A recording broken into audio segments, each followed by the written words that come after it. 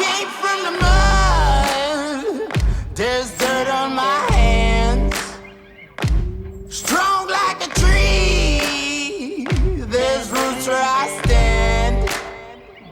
Oh, I've been running from the law. Hope they won't shoot me down soon.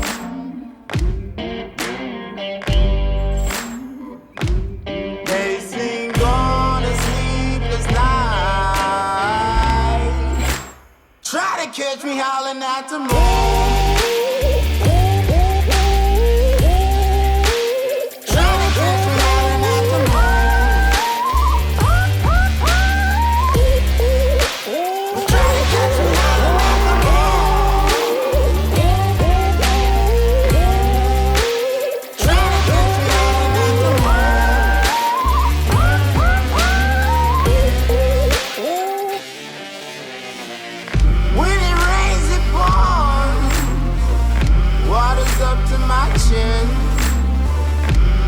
Won't stop fighting to the very end. Many men try to reach it. We don't know what we're doing. They do. I'm trying to. So we're just gonna creepily stand by and watch the magic happen here for a second. This will be the second episode that this has been on. Dudes and dudettes, what's up? We're back here at Cold-Blooded Kingdom. This is not the focal point of the episode, but it's happening again, and I don't know if it's something weird about me or whatever it is, but whenever the lizard porn goes on, I tend to watch. I don't know why. So we got some courting behavior. We're gonna watch these guys go around, and the courting behavior you have to watch real specifically, because the confusing part is Josh got a bunch of these guys in. There was supposed to be a certain ratio on these guys. The ratio was unclear. We're gonna be doing an episode pretty soon with Josh. It's gonna be awesome because we got a guy to come out to do some x-rays. We're gonna x-ray every single large monitor. We're gonna show you how to tell through an x-ray how to tell the difference between a male and a female. Now that works for a lot of the monitor species. Then we're gonna get a little deeper into it with my beatids and heloderma. Once we get into the Gila monsters and the beta lizards and we're set up at home, we're gonna show you how to ultrasound and show you what you're looking for with an ultrasound. Always use a professional for any of that stuff because you wanna know what you're looking at. So a radiologist obviously is gonna know a lot better than we do. But it's also knowing what you're looking for in the species. Again, this isn't the focal point of the episode, but just to show you guys what courting behavior is, you'll see these guys chasing each other around. A lot of times people will pair animals up and then they think they're fighting. So what you're gonna see, look at him right here. If you get real close in the corner, you see the head like nudging in there. He's getting all over them. So a lot of times people will see this behavior and immediately separate because they think their animals are fighting. So a lot of times it's not fighting, it's courting behavior. And sometimes there are some nips, there's some bites, things can happen, but right now you're seeing the head shuffle back and forth, you're seeing the tails go, and as long as you're not aggressively seeing one lizard grab and ferociously shake the thing back and forth, then what you're seeing is courting. If you look at the back over there where the tail is, you can see the tail kind of flailing. Now you can't, but you can go back to these guys up here. And you can see that basically what it is one probably wants it, the other one probably doesn't. But we also are, I would say 50-50 on this one for a pair. Like we think it's a pair, obviously, but they've both been behaving in the same way. I think the last time we did it, it was the normal ace that was chasing around the other one. But if you look real close on the back end there, right where the back foot is, you're gonna see him continuously try and pull sideways. So what he's trying to do is get the lock. Now he's a little bit too high up, so he'll figure it out and he's gonna back up. Now, during this time, the other lizard will turn to the side and allow it to happen or not. Clearly, the one on the bottom right now isn't all about it, but also, I'm gonna go out on a limb here and say it's not all about it either. Otherwise, there would be a lot more bickering going on. So it's kind of like happening but not happening, so he's barely missing. So we'll come back to this in a minute again. Like I said, this isn't the focal point of it, but I wanted to show you guys a little bit of courting behavior, so if you see this with your animals, you can know for sure that they're not necessarily fighting, they're not beating the shit out of each other, so you can keep them together. If you see this type of behavior, actually he might get the lock right now. So you see he's pushing to the side, same as an alligator. So he's gonna push to the side, he's gonna grab with one leg. I don't know how easy it is for you guys to see. He's gonna grab with one leg, he's gonna continuously pull to the side until that lizard finally opens up gives the tail, and once the tail is given, then they'll both be sideways, and it looks like the regular lace is not about that life right now. Sometimes they just don't want it, man. Buddy, you gotta go out to, buy her some dinner, bro, like take her out for a bit, but this is gonna happen for a little while. Like, he's definitely on it, definitely wants it. So he's actively pursuing. Now, you would know right off rip, if this one's actively pursuing and the other one wasn't having it, what would happen is immediately the other one's gonna turn around and start really tearing into it. So this is all courting behavior. So it's a good thing for you guys to see, so you can see what courting behavior looks like with these animals. It's the same with snakes too. Sometimes snakes will slam each other against the cage, and usually what that means is that they're courting. So you can always see the difference, and you can see him lift up his tail. So he's almost accepting it at this point. There goes the leg pull again. So it's almost like lizard jiu-jitsu. Or like I tell any other kids, they're playing leapfrog. So you can see him constantly though trying to get that back foot. So he's gonna try and wrap that back foot, and he's trying to pull him to the side because he wants that mount. The other one's not having it. So he's probably not getting that lock today. Sorry, bud. Sorry. All right, now we'll move on to what we're actually doing today. We're gonna do a couple of things. One, we're gonna take one of the mascots out, and I'm gonna explain a little bit more in depth on the mascot because we didn't do that last time. We just fed these guys, but we're gonna go into the beginner, intermediate, expert level reptile care of what we have going on. But I also wanted to show you something. Somebody said something about the frogs. We did the frogs. Everybody seemed to enjoy the amphibian part of it. So I got one more frog that we didn't show you last time. I'm gonna show you today. Give me 1 second here to find the thingy.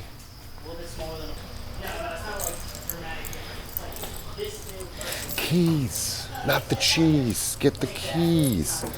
I don't know which key is which. Honestly, with this one, I don't think it makes a difference. I think anyone will open it. Yeah. Okay, so I'm going to show you guys this little amphibian here. Now, this one is a little bit more well-known than some of the stuff that I showed you guys last time. We had the other smooth-sided toad. I think he's still in there. He's buried up underneath his stuff. So that was the one that we showed you last time. He's over there doing his thing again. More terrestrial than aquatic. Now these guys, much different. You can see he sat here for a little bit. So he sat in his little spot here for a little bit, but these guys mostly will chill in more of an aquatic area. This is what most people do know as far as the amphibians. If you ask anybody that's a reptile enthusiast, whether they're beginner, intermediate, or expert, they're always gonna know what a Pac-Man frog is. So we have these Pac-Man frogs, and this is pretty maxed out. This is a large Pac-Man frog. And this was the first frog that I ever got when I was a kid. Now, when I was a kid, it was a little bit different. We didn't have all the varieties that we have now. So just like any other species that we have today, well, not every other species, but most of the stuff that we have, people have figured out a way to genetically modify the animals to get different colors. This one is a fantasy tricolor Pac-Man frog. As far as genetics go, I know how they work. I understand the genetics, but as far as paying attention to what goes on, I don't know everything about everything I see. Like a genetic person would have to come and pick out what's going on. Now this fantasy frog part of it, that's easy, but the tricolor, I don't know where that comes from. I'm assuming tricolor, because it's probably got 3 colors in it and whatnot, but Pac-Man frogs, you can easily tell from those 2 little horns on top. What would you call that? Like a yellow cookie guy? I don't know. He's a yellow circle. It's a yellow circle with a big mouth. So the big mouth pretty much is half the size of the body, which is pretty much where the Pac-Man frog got its name. He's got that big old chomper of a mouth. And especially when they're babies, when these guys are little tiny things, like these ones I do know for a fact do come from tadpoles. I was corrected in one of the last, in the frog episode that I did. Again, I'm not a frog superstar, so I'm not going to tell you what I don't know, but apparently some frogs do come from eggs. These guys do come from tadpoles. So you get a bunch of tadpoles from these guys, and everybody knows what a tadpole is. Sorry, little bud. So the tadpoles then form into these little guys, and you get little tiny, they're like this big, little tiny circles when they come out, and they're very cute, and now they come in all kinds of stuff. So you have strawberry Pac-Man frogs, albino Pac-Man frogs, albino strawberry Pac-Man frogs, fantasy frogs, tricolors, the whole 9 yards. But these guys are one of my favorite for a couple of reasons. Number one, it's a fun animal to own. Regardless of anything, they're fairly easy to take care of if you get them from the right person. Now, you got to be careful who you get stuff from. You always double check your sources, make sure that you're getting from somebody who's caring for their stuff, because you can get some frogs that can die relatively easily. So you You know, for a beginner, I would say get one that's well started. Get one that's a little bit bigger. Don't get a tiny, tiny baby so you don't have to fuss with tiny bugs or trying to get it like little pinhead crickets. Get something that, you know, check your area. That's one good thing for me to say is check your area. Make sure that you can provide for the animal that you get. Because if you get an animal that's tiny, tiny, and you get fruit flies and or pinhead crickets and you can't access that at a pet store like where I'm at, I'm driving to Josh's an hour and a half away to get my crickets because where I'm at, we just don't have a store out there for that. So make sure that you have an accessible food source for these guys. But this is a great beginner animal for pretty much anybody across the board. They're very easy, and pretty much what you see is what you get. Super lazy animal. They don't need much. He provides a little bit of basking spot in the back, but generally speaking, this one's gonna stay in the water for probably most of the time. Even when we transport these guys, we make sure we have plenty of sphagnum moss, and they'll probably come, because it's drying out a bit, and miss this whole area to keep the whole area a lot more moist than you would for like this side, this guy right here, the smooth-sided toad. So here it's a little bit more terrestrial. He can get away with that. This one is always gonna want the wet skin. So he's always either gonna be in a water bowl or he's gonna be in an area where it's heavily mudded so that he can soak into it and get the proper environment. So easy to take care of, but again, like I said in the last episode, I don't like saying beginner anything because husbandry is never beginner. Everything is advanced if you don't look at it and research it in the way that you're supposed to. So beginner animal can become an advanced situation relatively quickly. So I kind of thought about that after. Like we're late in the game here, and I'm looking at Brian when we're saying this, we're late in the game here because we wanted to do beginner, intermediate, and expert level reptiles, and then thinking on it more and more the more we went through it, and then like we see beginner animals often, mostly beginner animals that come in with problems. When we find intermediate to expert level reptiles, we don't see them coming back with problems. And the problem isn't that it's not a beginner animal, it is. The problem comes from the research or the sources that you're getting stuff from. So you always want to check where you're getting your information from. Don't just go to one guy and ask for some help, have him spit out some information and just take it for gold. Make sure you look at what these guys are doing in the wild, try and match their environment to what they have in the wild, the best of your ability to do so, because that's what's in the, can't even speak, Shane. So that, in a nutshell, is going to keep you from having those expert level problems from a beginner animal. It's basically your research and what you put into it. Whatever you put into anything in life, that's what you're going to get back out. And that goes for everything, including the animals. The only difference is when we have animals, we're literally protecting a life of something else. So this frog cannot survive without the guys doing what they do here. If they don't take care of the frog, if they don't feed the frog, if they don't give it the perfect environment, temperature, the whole 9 yards, everything all the way across the board, the frog's not going to survive. So, and at the end of the day, it's us. It's us protecting them. So it's a lot different than other life scenarios, but it goes across the board. Like whatever you put into anything is what you're going to get back out. The only difference, like I said, is when you're doing it with live stuff, then the cost is not what we're paying for, but the ultimate cost goes to them. So if you mess it up, and these guys die, they pay the ultimate price. And for what? So it's just a little bit of research goes a long way. Boom, let's move on to the next. All right, I'm gonna sneak a surprise in here. So you guys have seen this guy before. It's one of the mascots. He's actually supposed to be picked up. So I'm not gonna tell you who's getting it because you guys will see it on the social medias later on. But homie, he's waiting for you over here. Claude's ready to go home. He's been ready to go home for a while. So Claude's going out to somebody that we all know. Again, I'm not going to give away the surprise. He's a good little lizard.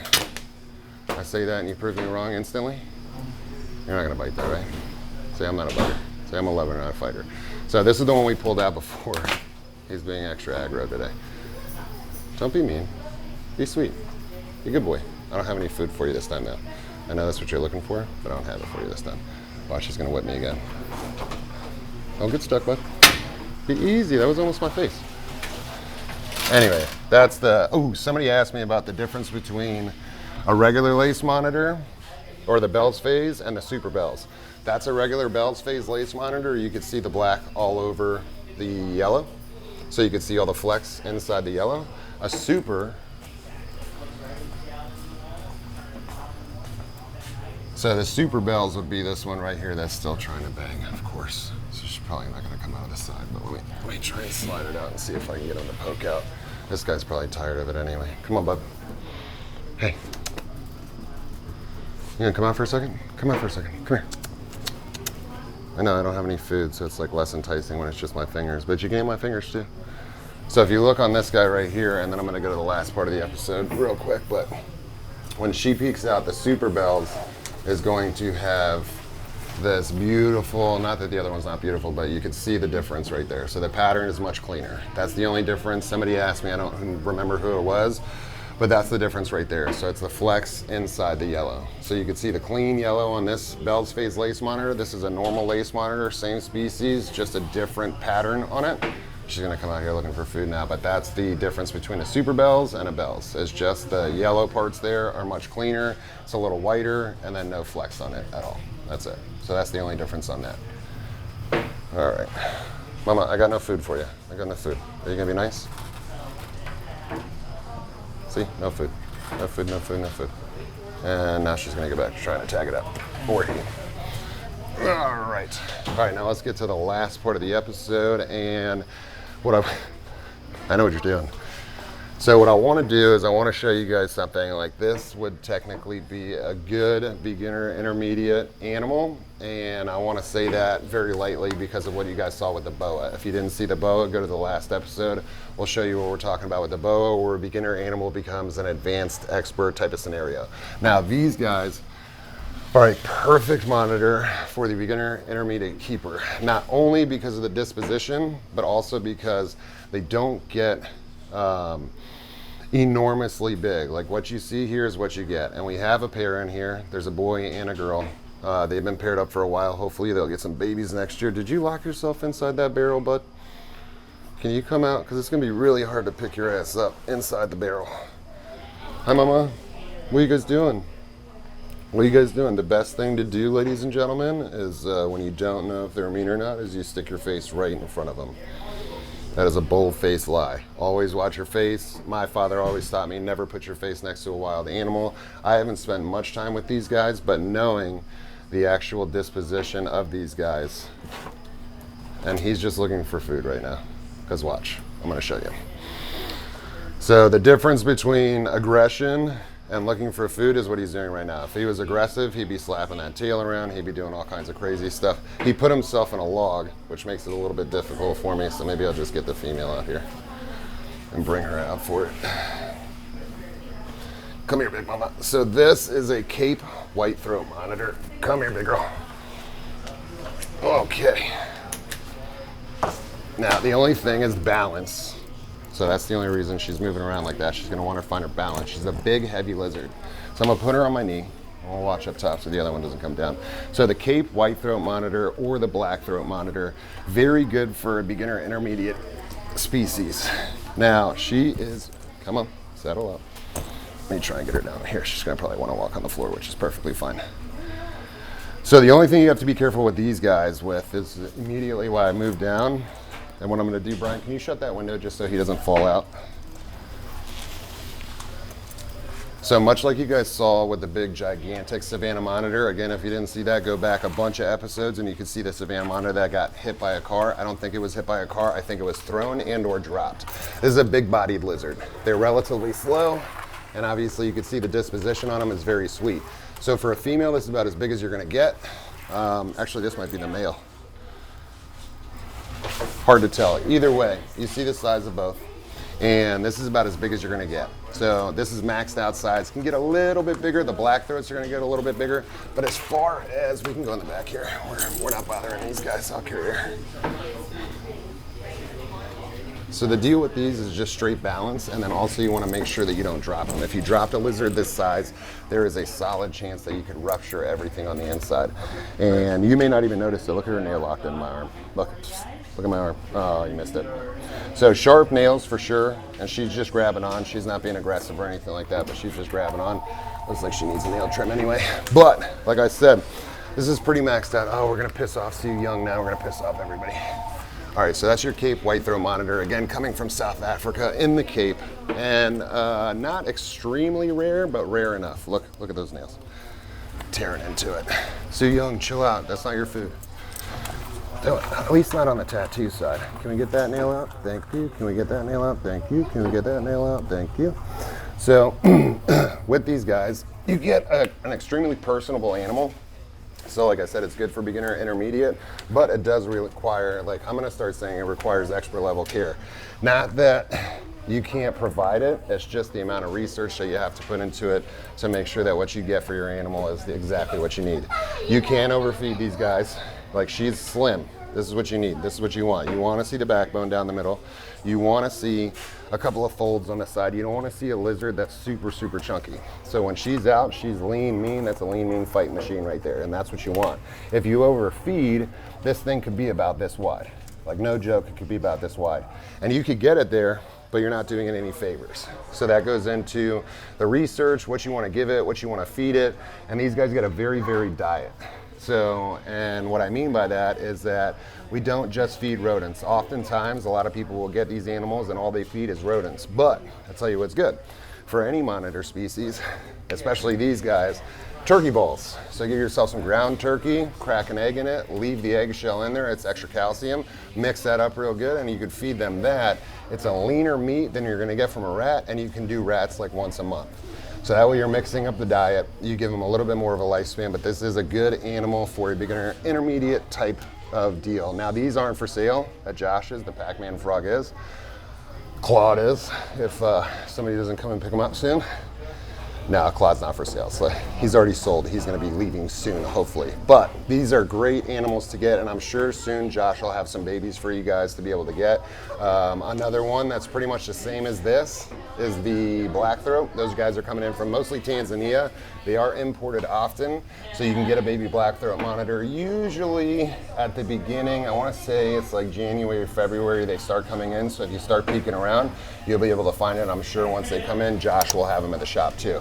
So it is a great animal to have for like a beginner species, but you have to remember when I say beginner, I mean beginner because it can do well with somebody that hasn't worked with reptiles for a long time, because the lizard's not extremely dangerous. However, if she did decide to bite you, it is gonna suck. It's gonna be bad. So you wanna work with it and you wanna get it as a young baby. Now, if you were gonna get into a lizard like this as a beginner, always start with a tiny baby. You get to spend the time with it, you form the bond with it, you get that bond of trust, and then you get a lizard like this. I wouldn't suggest getting somebody else's large adult if you've never dealt with it before, because you could deal with some of the same issues that I deal with as far as nails, clawing, sometimes you get bit. For me, I don't mind. For somebody else, they may mind a lot. So you got to watch what you're getting yourself into. So always start with a baby. But this beautiful Cape whitethroat monitor, absolutely one of my favorite between the whitethroat and the blackthroat. I'm not sure which one I would pick more. I think I would go more with the whitethroat just because of the rarity of it. We see a lot more blackthroats than we do whitethroats. But a beautiful, gorgeous specimen for anybody out there that wants a beginner reptile. All right, now we're torturing our poor little homies over here. Actually, they look fine. If you scan over here, these are the big Egyptians that we got in not too long ago. And I'm gonna show you guys one last little special thing before I end this episode. So let's put this big beast back.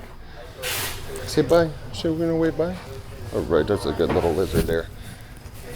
And you can see she's chill as long as she feels comfortable. So you don't see her moving around, whipping around like she was before, because she's on my back and my neck, so she's got plenty of space. And she feels balanced. But the minute she feels unbalanced, that's when she'll start flailing around. So it's not aggression, it's just pure her trying to find her comfort zone and be balanced. It's a big body lizard. Like I said, you have to be really careful, because if you do drop that lizard from high, even from this high, 4 feet, 5 feet, you could definitely rupture everything on the inside. You can kill the lizard that way, so you have to be careful. But there you go, the Cape whitethroat.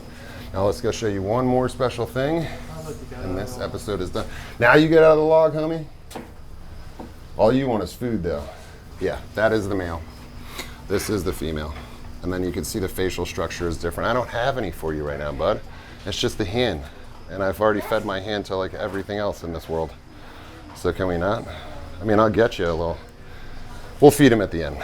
I'll just do the favor for him. We'll feed him at the end. But let me show you guys these babies real quick. So I want you guys to take a look at these. Take a look at that big boy right there. Take a look at these big boys right here. And then we got something special. Let's do it. Boom.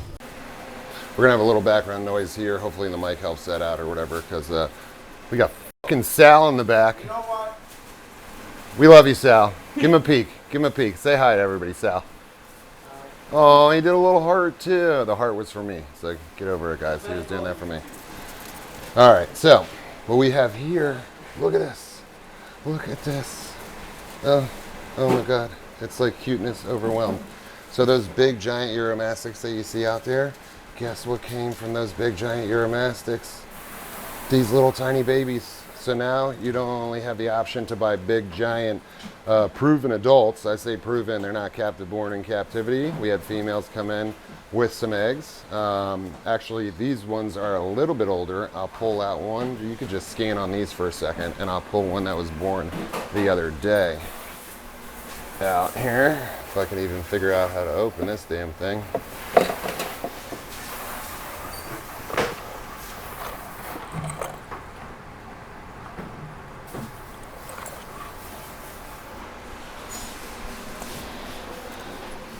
So these guys are a couple of weeks old. This guy was born just like 2 days ago. So he just hatched out of the egg. So those big monster Uromastyx. And like that's not even as big as they can get. All the big ones have been already sold. So if you guys want some big ones, you better get on it fast. Get to Josh at CBK. All the links in the description as per usual. But now you also have the ability to buy little tiny babies. I mean, look how cute these things are. Oh my God. It doesn't get much cuter than that, ladies and gentlemen. And these are the Egyptian Uromastyx that turn into those big, huge beasts like you've seen before. This one just hatched. It's got a little shed on it. So that's going to color up here just like this one here shortly. But this one was like a couple days. This one's like a couple weeks, maybe a month now. But check that out, got some babies. Nice, simple setup. You want to keep that for your babies. And then interesting part about the Uromastyx too is we also take the adult's poop and we throw it in there because it gives the good biomes. I think that's what it's called, microbiomes or whatever, inside the bellies for these guys to easily digest. And it also helps them fight off anything that they got going on. So we take the adult's poop and we put it in their food. They eat the adult's poop, much like the Hyrax episode. Damn, we're gonna clear every episode we've ever done today. So if you want to go back and see that, we also have an episode on the Hyrax that also eat the poop of the adults. But those are mammals versus the lizards. So anybody out there breeding Uromastyx, generally speaking, it's common practice to go ahead and put some of the adults' poop in there. Now you want to make sure that your adults are clean before you do so. That way you get nice clean babies like this. But these are available at Cold Blooded Kingdom. So the Cape Whitethroats, not yet. He will have babies probably next year. So no luck on those guys. Sorry, those are not for sale. Pac-Man's for sale. These guys are for sale. Big giant ones if you want some big giant ones for sale, or little tiny babies if you want those guys. So there's another shout out for Josh. Josh, thank you very much for always having us over here. All right, ladies and gentlemen, so that's it for this one. We're gonna have a lot more coming. We actually have a bunch of episodes backlogged. I'm not sure where this one's gonna come out, but we got a lot of stuff backlogged. So we're gonna be pumping stuff out. So pay attention to the channel over the next month. Me and Brian are gonna crush it. 'Tis time, ladies and gentlemen. We're gonna crush it. We got a lot of stuff. Brian has some stuff I think we're gonna do because he bred some stuff. So I wanna show that. And now we're gonna be breeding some other stuff between Brian and myself. So I think it's gonna get fairly interesting over the next couple of weeks. All right, boom, out.